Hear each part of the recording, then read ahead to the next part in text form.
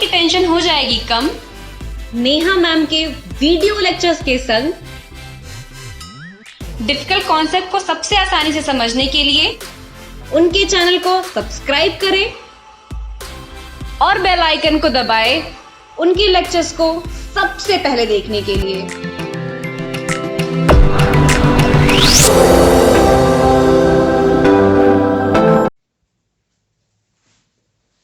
Hello students, welcome back to the next lecture of current electricity. Now we are going to discuss combination of resistors. अब combination of resistors जब हम discuss कर रहे हैं तो अभी तक इसके पुराने लेक्चर्स में हमने देखा कि एक रेजिस्टर जो होता है वो किस तरह से होता है, किन किन फैक्टर्स पे किसी भी रेजिस्टर्स की वैल्यू डिपेंड करती है। अब कॉम्बिनेशन ऑफ रेजिस्टर्स में हमें ये देखना है कि आपका जो रेजिस्टर है, एक रेजिस्टर आया, दूसरा रेजिस्टर उसके साथ कनेक्ट है, तीसरा रेजिस्टर कनेक्ट है, चौथा, और कई सारे रेजिस्टर्स आपके किसी भी इलेक्ट्रॉनिक सर्किट में किस तरह से लगाए जा रहे हैं। ठीक, अब रेजिस्टर्स आपके इलेक्ट्रॉनिक सर्किट्स में या तो सीरीज में कनेक्ट करे जाते हैं या पैरेलल में कनेक्ट करे जाते हैं। ठीक, तो कॉम्बिनेशन ऑफ रेजिस्टर्स टॉपिक में हम लोगों को दो सब टॉपिक्स कवर करने हैं। पहला कि combination of resistors in series, और सेकेंड टॉपिक है हमारा combination of resistors in parallel. और इन्हीं से रिलेटेड कुछ न्यूमेरिकल्स देखेंगे कि सीरीज कॉम्बिनेशन को हम कैसे सॉल्व करते हैं और पैरेलल कॉम्बिनेशन को कैसे सॉल्व करते हैं, या कोई क्वेश्चन ऐसा जिसमें सीरीज और पैरेलल दोनों कॉम्बिनेशन हो तो वो किस तरह से सॉल्व किए जाते हैं। ठीक है, तो अब सबसे पहले ये देखते हैं कि अगर आपके रेजिस्टर सीरीज में कनेक्ट है,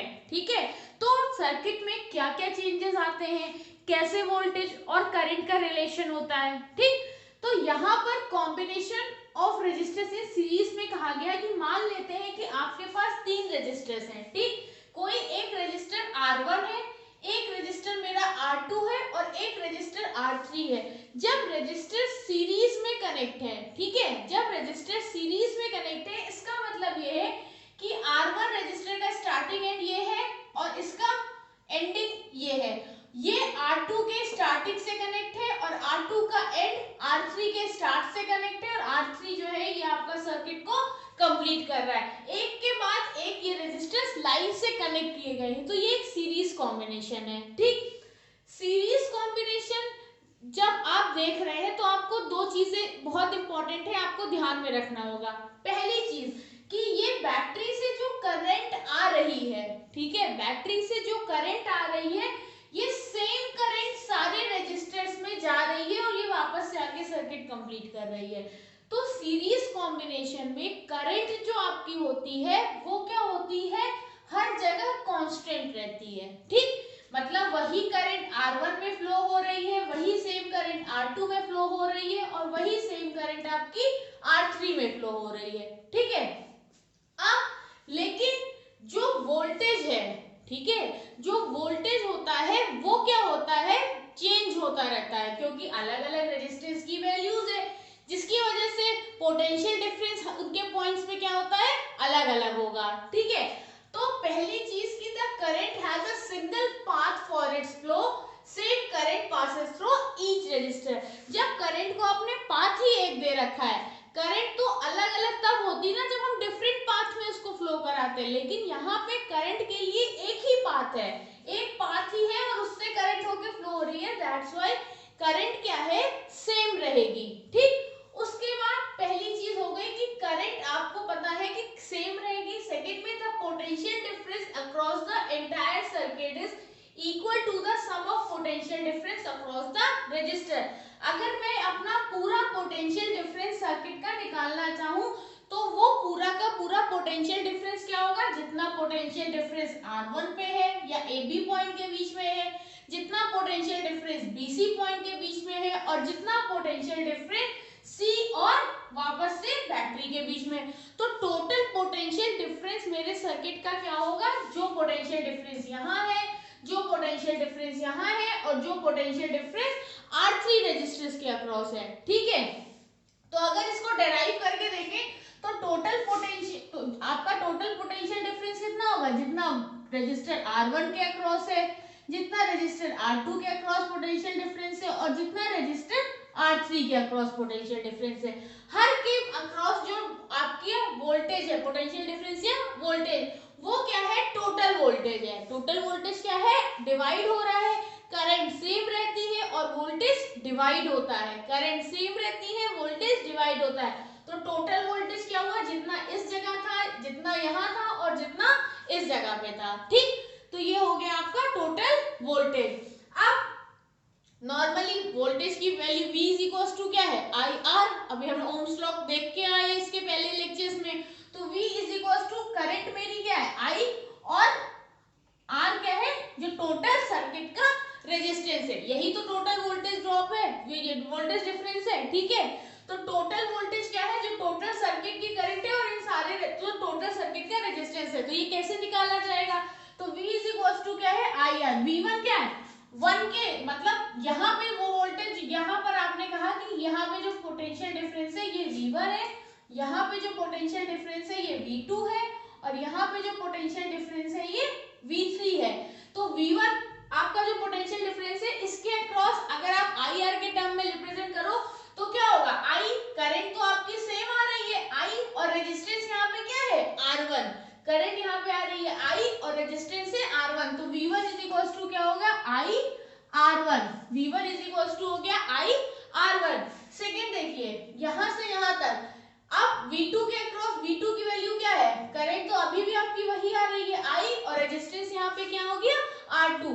तो V2 पे आपने लिख दिया I R2। ठीक, प्लस V3 पे अगर आप वोल्टेज देखो तो कितना आएगा, यहाँ पे भी करंट वही आ रही है I, और रेजिस्टेंस क्या है, R3। तो V3 पे हो गया I R3। ठीक, अब ये I R, यहां से I कॉमन ले लिया, तो that is R1 plus R2 plus R3। दोनों I कैंसिल हो गए। तो अब सर्किट का टोटल रेजिस्टेंस क्या हो जाएगा, R1 plus R2 plus R3। तो जब भी रेजिस्टर सीरीज में कनेक्ट होते हैं, जब भी रेजिस्टर सीरीज में कनेक्ट होते हैं, तो टोटल रेजिस्टेंस सर्किट का क्या होता है, उन सारे रेजिस्टेंस का सम। तो अगर इस सर्किट का टोटल रेजिस्टेंस क्या होगा, R, या सीरीज के लिए किसी किसी बुक्स में आप RS देखोगे तो RS इज इक्वल टू क्या होगा, R1 plus R2 plus R3 से आपका प्लस N तक, जहां तक के आपके बीच रेजिस्टेंस है। ठीक, तो सीरीज कॉम्बिनेशन ये आपका डिफाइन करता है कि जब भी आप सीरीज में रेजिस्टेंस कनेक्ट है तो सर्किट का टोटल रेजिस्टेंस क्या होगा, उन सारे रेजिस्टेंस की वैल्यू को आप ऐड कर दोगे, यही आपका क्या हो जाएगा, इसका टोटल रेजिस्टेंस हो जाएगा। सीरीज में सिंपल सी बात है, करंट सेम रहेगी और वोल्टेज चेंज होता है। सीरीज में करंट सेम रहती है और वोल्टेज डिवाइड होता है। जब फाइनल वोल्टेज निकालते हैं, इस तरह से डिराइव करते हैं, तो आपको पता चल जाता है कि सर्किट का फाइनल रेजिस्टेंस क्या है, सारे रेजिस्टेंस को सम कर देंगे। तो अभी आप न्यूमेरिकल्स में देखोगे कि अगर रेजिस्टेंस आपके सीरीज में लगे हैं, ठीक है, करंट सेम जा रही है, करंट डिवाइड नहीं हो रही है, सेम करंट जा रही है, तो नॉर्मली आपको क्या करना होगा, आप सारे के सारे रेजिस्टेंस को ऐड ऑन कर देंगे। ओके, नोट करना चाहिए तो कर लीजिए।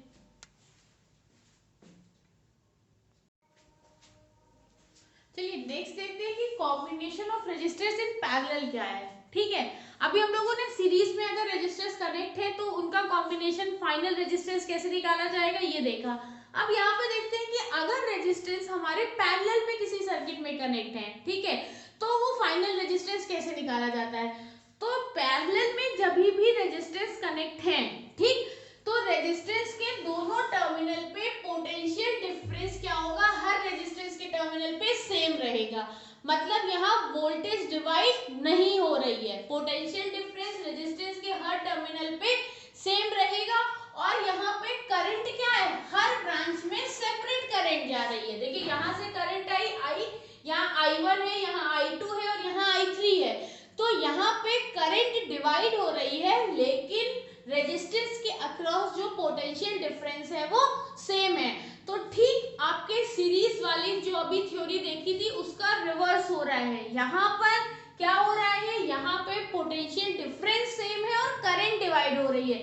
सीरीज में हम लोगों ने क्या देखा था कि करंट सेम था और पोटेंशियल डिफरेंस अलग अलग था, लेकिन यहाँ पे क्या है, पोटेंशियल डिफरेंस सेम है और करंट करंट सारी ब्रांचेस में अलग अलग है।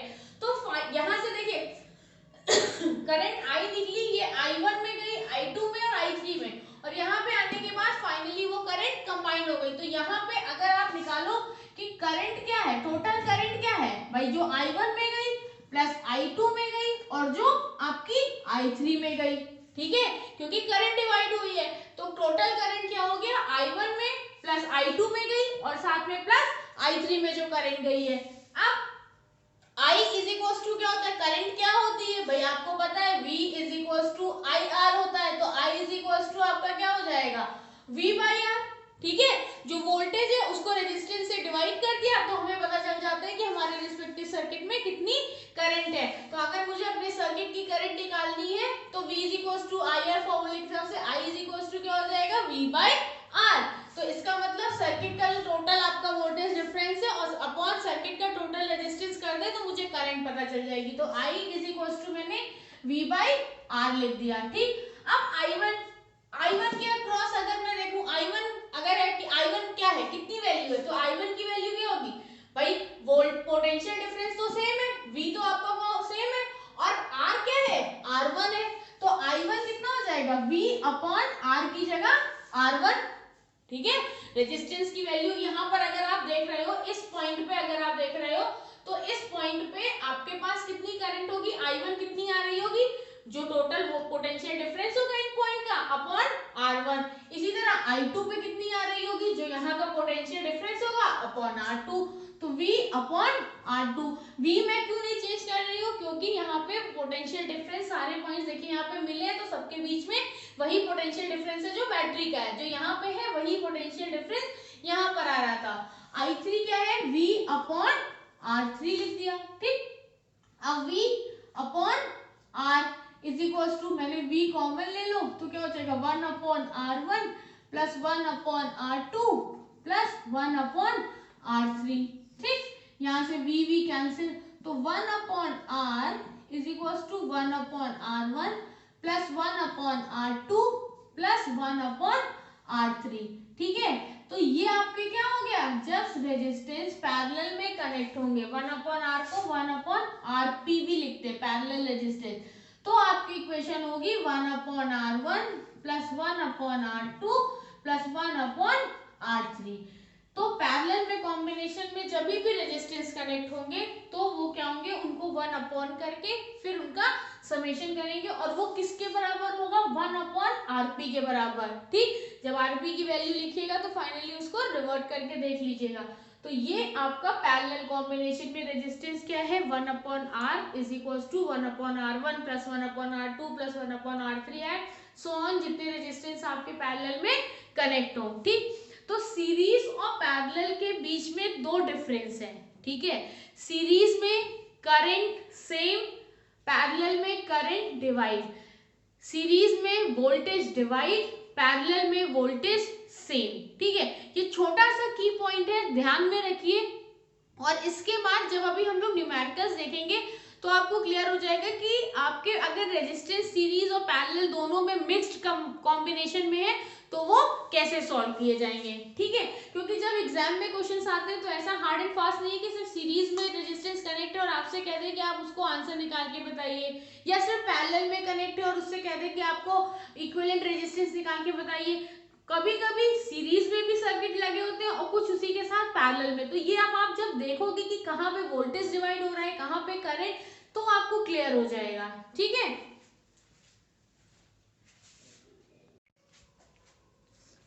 चलिए न्यूमेरिकल देखते हैं कि इसमें लिखा हुआ है कि 3 resistors of 2 ohm, 3 ohm and 4 ohm are connected. मेरे पास 3 रेजिस्टर्स हैं, एक रेजिस्टर 2 ohm का है, एक 3 ohm का और एक 4 ohm का, ठीक। अगर ये सीरीज में कनेक्ट है तो मुझे पहले तो एक सर्किट बना के दिखाना है कि एक कनेक्टेड इन सीरीज और connected in parallel, draw the arrangement and find the equivalent resistance in each case, ठीक। अब अगर 3 रेजिस्टेंस है तो पहला अगर हम लोग सीरीज के लिए देखें, अगर हम सीरीज के लिए देख रहे हैं तो सीरीज के लिए क्या होगा भाई, पहले आपने कितने, ये आपका स्टार्टिंग पॉइंट है, पहले आपने कितने ओम का रेजिस्टेंस लगाया, 2 ओम का। सीरीज में है तो सेकंड कितना लगा, अगल बगल पैरेलल लगाते जाते 3 ओम का, और थर्ड आपका कितना लगा हुआ है, 4 ओम का। तो अगर इसका टोटल सीरीज में इक्विवेलेंट रेजिस्टेंस निकालेंगे तो इक्विवेलेंट रेजिस्टेंस अगर सीरीज में कनेक्ट है तो क्या होगा 2 + 3 + 4, 2 + 3, क्योंकि अभी देखा था RS क्या होता है R1 + R2 + R3, तो यहाँ पर क्या हो गया 2 + 3 + 4, तो ये आपका हो गया 4 9 ओम का। अच्छा ठीक है।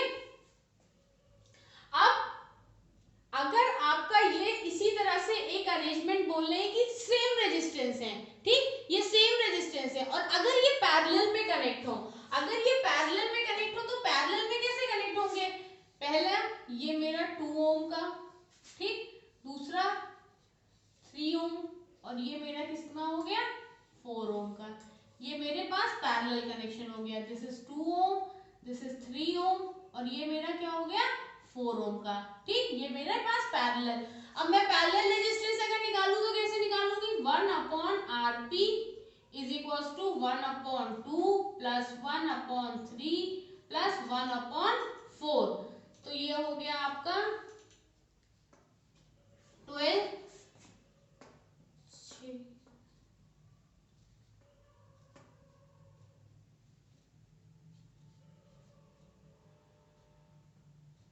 13/12, 1/Rp इज इक्वल्स टू 13/12, तो Rp is equals to parallel resistance कितना हो जाएगा 12/13 ओम, पैरेलल रेजिस्टेंस आपका आ गया 12/13 ओम, ठीक। तो अगर सीरीज में कनेक्ट है तो नॉर्मली ऐड करके निकाल दीजिए, पैरेलल में कनेक्ट है तो 1/, करके निकालिए, एलसीएम निकालिए, रेसिप्रोकल कर दीजिए और पैरेलल में कनेक्ट हो गए, ठीक। अब एक इंपॉर्टेंट बात समझिए, अगर आप इस क्वेश्चन में देखिए तो आपको यहाँ पे समझ में आ रहा है कि अगर रेजिस्टेंस सीरीज में कनेक्ट होते हैं तो इफेक्टिव रेजिस्टेंस मतलब टोटल रेजिस्टेंस की वैल्यू क्या होती है, इंक्रीज होती है, बढ़ रही है। 2 ओम कनेक्ट हुआ, फिर 3 ओम, फिर 4 ओम, और आपका टोटल रेजिस्टेंस क्या हो गया, बढ़ गया, 9 ओम हो गया, ठीक है। लेकिन अगर यही चीज पैरेलल में कनेक्ट हुई, अगर यही चीज पैरेलल में कनेक्ट हुई है तो जो इफेक्टिव रेजिस्टेंस है, ठीक है, जो इफेक्टिव रेजिस्टेंस है मतलब जो फाइनल रेजिस्टेंस की वैल्यू है ये क्या है, कम हो रही है, डिक्रीज हो रही है, 12/13 है, ठीक। तो ये बात हमेशा याद रखिएगी, सीरीज में इफेक्टिव रेजिस्टेंस या टोटल रेजिस्टेंस बढ़ता है और पैरेलल में इफेक्टिव रेजिस्टेंस या टोटल रेजिस्टेंस की वैल्यू कम हो रही होती है। अब अगर यहाँ पर एक क्वेश्चन देखिए कि what resistance must be connected to 15 ohm resistance, ठीक है, मेरे पास एक रेजिस्टेंस है, कोई R1 है, वो मेरे पास कितना है 15 ओम का, तो what resistance must be connected to 15 ohm resistance to provide an effective resistance of 6 ohm. मुझे जो फाइनल रेजिस्टेंस बनाना है वो मेरा 6 ओम का है। तो अब आप ध्यान से देखिए, मुझे एक R2 रेजिस्टेंस लगाना है, मुझे लेकिन पता नहीं कि ये R2 की वैल्यू क्या होगी। अब यहाँ पे क्वेश्चन ये आता है कि ये R2 सीरीज में लगा के देख लिया, निकाल ले आंसर, या पैरेलल में लगा के आंसर निकालें। तो यहाँ पर आपने क्या देखा कि जो इफेक्टिव रेजिस्टेंस है वो डिक्रीज हो रहा है, 6 ओम है, ठीक है। और अगर इफेक्टिव रेजिस्टेंस डिक्रीज हो रहा है इसका मतलब R1 और R2 किस में लगे होंगे, पैरेलल में लगे होंगे, ठीक है। तो 1/R is equals to 1/R1 plus 1/R2, fine. यहाँ पर क्रॉस मल्टीप्लीकेशन करके देख लीजिए तो 1/Rp is equals to R2 plus R1/R1 R2, या आप यहाँ से कह सकते हो Rp is equals to R1 R2/R1 plus R2, ठीक। पैरेलल रेजिस्टेंस, अब इसको मैं पैरेलल मानूं तो 6 इज इक्वल्स टू R1 मतलब 15 into R2/15 plus R2, multiply कर लीजिए, ये हो गया 90 plus 6 R2 is equals to 15 R2, 90 is equals to 15 minus 6, 15 R2 minus 6 R2, 90 is equals to ये आपका हो गया 9 R2, तो R2 की वैल्यू कितनी आ गई, यहां से आपने बोल दिया कि R2 इज इक्वल्स टू 10 ओम, तो R2 आपका कितना आ गया 10 ओम, ठीक। R2 की वैल्यू आ गई आपकी 10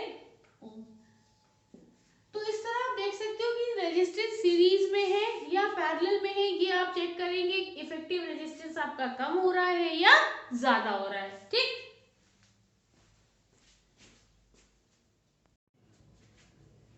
चलिए ये कुछ न्यूमेरिकल्स देखते हैं जहां पर हमें ये पता करना है कि इक्विवेलेंट रेजिस्टेंस कैसे फाइंड आउट किया जाता है। ठीक, अब इक्विवेलेंट रेजिस्टेंस फाइंड आउट करने के लिए सबसे इंपॉर्टेंट चीज, आप जहां से भी आप सर्किट शुरू कर रहे हैं आप वहां पे चेक करिए कि क्या करंट डिवाइड हुई है या नहीं डिवाइड हुई है। अगर करंट डिवाइड हो रही है, ठीक, अगर करंट डिवाइड हो रही है इसका मतलब जो रेजिस्टेंस कनेक्ट है वो किसमें कनेक्ट है, पैरेलल में। और अगर करंट डिवाइड नहीं हो रही है, सेम फ्लो कर रही है, इसका मतलब कि रेजिस्टेंस सीरीज में कनेक्ट है। सिंपल सा एक की नोट होता है आपको इक्विवेलेंट रेजिस्टेंस सॉल्व करने के लिए। अब जैसे फर्स्ट वाले क्वेश्चन में देखिए, अगर AB के बीच में टोटल इक्विवेलेंट रेजिस्टेंस निकालना है, मुझसे बोला जा रहा है कि AB के बीच का टोटल इक्विवेलेंट रेजिस्टेंस क्या होगा, तो कितना निकाला जाएगा। देखिए ये 6 ओम का, यहां से आप चले, यहां पर आपने देखा कि करंट क्या हो गई, दो जगह डिवाइड हो गई है। अब मान लीजिए यहाँ पे I1 है, यहाँ I2 है, यहां से आपने देखा जब डिवाइड हुई है मतलब ये वाली लाइन और ये वाली लाइन तो पैरेलल है। ठीक, लेकिन यहां से अगर यहाँ पर I1 आ रही है तो यही I1 सीधे यहाँ पर भी आ रही है। इसका मतलब ये 6 ओम का रेजिस्टेंस और ये 6 ओम का रेजिस्टेंस किसमें कनेक्ट है, सीरीज में कनेक्ट है। ठीक है, ये 6 ओम और ये वाला 6 ओम, ऊपर के ये दोनों 6 ओम किसमें कनेक्ट है, सीरीज में। तो अगर मैं इसको इस तरह से बनाऊं तो 6 प्लस 6 कितना हो गया, 12। तो ये रेजिस्टेंस अब आपका किसमें हो गया, 12 ओम का। ठीक, और ये नीचे एज इट इज लगा हुआ है किसका, 6 ओम का। ठीक, ये आपका 6 ओम का रेजिस्टेंस, ये दोनों ऐड हो गए, 12 ओम हो गया। क्योंकि ये यहाँ पे करंट डिवाइड नहीं हो रही थी, करंट डिवाइड नहीं हो रही थी मतलब ये रेजिस्टेंस सीरीज में लगे हुए थे, तो ये 12 ओम हो गया और ये 6। अब आप यहाँ से हमने देखा कि एक बार करंट ऊपर गई है एक नीचे गई है, तो यहाँ पे डिवाइड हुई, और अगर करंट डिवाइड हुई है दैट मींस कि ये दोनों रेजिस्टेंस किसमें लगे होंगे, पैरेलल में। तो अगर मैं सर्किट का इक्विवेलेंट रेजिस्टेंस निकालूं तो यहाँ पर तो मेरे पास क्या हो गया, पहली चीज हो गई 6 ओम प्लस 6 ओम, तो ये मिला के आपका 12 ओम हो गया। ठीक, इस वाली जगह पर ये चीज आपने यहाँ पर लिखा दी कि ये 12 ओम हो गया। अब अगला, ये दोनों पैरेलल में, तो 1/R is equals to 1/12 plus 1/6। ठीक, इसको आप सॉल्व कर लीजिए तो आपको इसका इक्विवेलेंट रेजिस्टेंस निकल जाएगा। 12 और 6 का एलसीएम ले लीजिए। ठीक, 12 दिस इज 1 प्लस 6 2 ये आ गया आपका 3/12, तो 1/R is equals to 3/12, 1/R is equals to 1/4, तो R is equals to 4 ohm. तो इस सर्किट का इक्विवेलेंट रेजिस्टेंस कितना हो गया, 4 ओम। तो अगर आपसे पूछा जाए कि ए बी टर्मिनल के बीच में कितने ओम का फाइनल रेजिस्टेंस लगा है, तो ये 4 ओम का। ये जो आपका क्वेश्चन है इसमें आप देख रहे हो कि यहाँ पे सीरीज रेजिस्टेंस भी कनेक्ट है और पैरेलल रेजिस्टेंस भी कनेक्ट है। ठीक है, तो पूरा एक कंबाइंड सर्किट है। अब ये क्वेश्चन देखिए, यहाँ पर अगर देखना है तो क्या करें, अब मैं ए से मेरी करंट मान लीजिए आ रही है, ए से आ रही है, देखिए कहां पर जा रही है, एक तो करंट इधर जा रही है मान लीजिए। ठीक, I1, यहाँ पर देखिए करंट क्या आ रही है, I2। तो ये रेजिस्टेंस और यहाँ पर जो चीज है ये दोनों किसमें है, पैरेलल में। उसके बाद यहाँ पे चेक करते हैं, ये I2 है, यहाँ पर भी वही करंट, कोई डिवाइड तो हुई नहीं भाई, ये ऐसे आई ये ऐसे चली गई, यहाँ से आई यहाँ पर आ गई, तो यहाँ भी मुझे I2 दिख रही है, यहाँ भी मुझे I2 दिख रही है। ठीक, तो 2 ओम और 2 ओम, तो अगर मैं इसका इक्विवेलेंट बनाऊं तो ये तो मेरा पहले तो मेरा ये 2 ओम का रेजिस्टेंस जो लगा हुआ था ये लगा है, ये मेरा पॉइंट ए है, ये मेरा पॉइंट बी है। फिर 2 और 2 ओम प्लस 2 ओम प्लस 2 ओम, तो कितना हो गया 6 ओम का रेजिस्टेंस, ये सीरीज में कनेक्ट है, तो ये यहाँ पर आ गया 6 ओम का रेजिस्टेंस। ठीक, ये हो गया मेरा 6 ओम का। अब यहाँ से जो करंट आई, एक यहाँ जा रही है एक यहाँ जा रही है, इसका मतलब ये दोनों रेजिस्टेंस मेरे किस में कनेक्ट है, पैरेलल में कनेक्ट है। तो ये मेरा 1/R is equals to 1/2 plus 1/6। ठीक, फिर से वही काम, 2 और 6 का एलसीएम ले लीजिए, कितना आ गया 6, ये हो गया 3, ये हो गया 1, ये हो गया आपका 4/6, 2 2 जा 2 3 जा, तो 1/r is equal to 2/3, 1/r is equal to 2/3, तो r इज इक्वल टू 3/2। तो इक्विवेलेंट रेजिस्टेंस इस सर्किट के बीच का क्या हो गया 3/2, इसके बीच का इक्विवेलेंट रेजिस्टेंस कितना आ गया 3/2। इसी तरह आप यहाँ पे देखिए, यहाँ पर क्या हो रहा है, अगर हम इस सर्किट की बात करें तो पहले देखिए यहाँ से आप A से आए, 3 ओम में करंट आई, ये क्या हो गई, ये डिवाइड हो गई, ये डिवाइड हो गई है। अब ये 3 ओम, ये 3 ओम और ये 3 ओम, ये तो किसमें है, सीरीज में है, क्योंकि जो करंट यहाँ है वही करंट यहाँ है, वही करंट यहाँ है। तो 3 3 और 3 कितना हो गया 3 ओम प्लस 3 ओम प्लस 3 ओम, तो ये तीनों मेरे क्या हो गए ऐड हो गए, तो ये हो गया मेरा 9 ओम।